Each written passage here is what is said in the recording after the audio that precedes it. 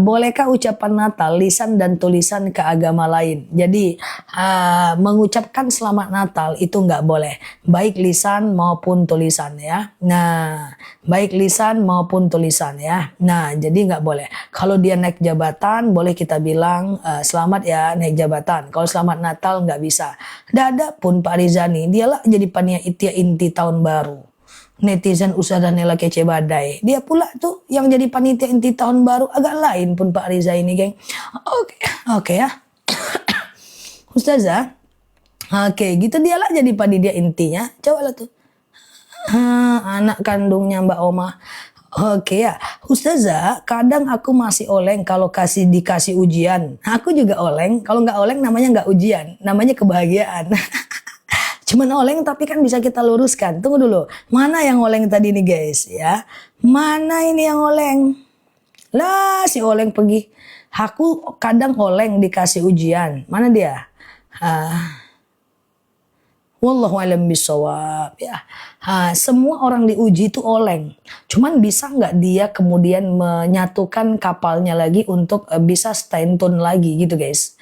Oke gitu ya teman-teman ya. Semua orang diuji itu oleng. Dia cuman butuh membuka wawasannya, membuka cakarawalanya, melihat apa yang nggak bisa dilihat oleh orang.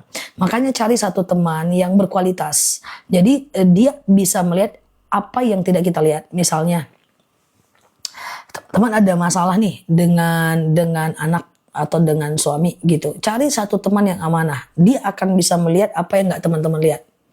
Ya kan? Nah, dia akan bisa melihat karena orang yang diuji biasanya dia akan terkungkung dalam pikiran. Dia nggak bisa lihat apa-apa. Sama dengan orang lomba lari, dia lari terus, nggak ada yang ngarahin. Tapi siapa yang bisa ngarahin? Penonton. Ya, penonton tahu di mana garis finish, di mana ada ranjau, di mana ada halangan. Maka dengerin kalimat penonton ini. Penonton ini didengerin. Jangan pas penonton ini ngasih masukan, kamu nggak tahu aja apa rasanya jadi aku. Nah itu nggak kan teman-teman dapat hikmah. Aku kalau ada ujian aku kan ada juga nih guys, walaupun dikit-dikit, walaupun aku orang yang nggak pemikir kan guys. Aku tanya bahkan kepada temanku yang nggak sekolah, kamu gimana? Aku gini-gini, nggak aku coba kamu jadi aku. Kamu nggak akan tahan kalau kayak gitu, nggak akan berubah kita.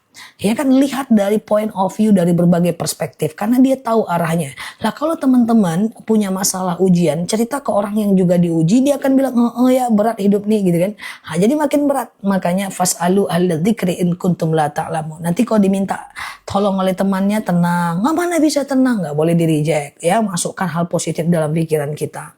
Jadi semua orang diuji itu berat.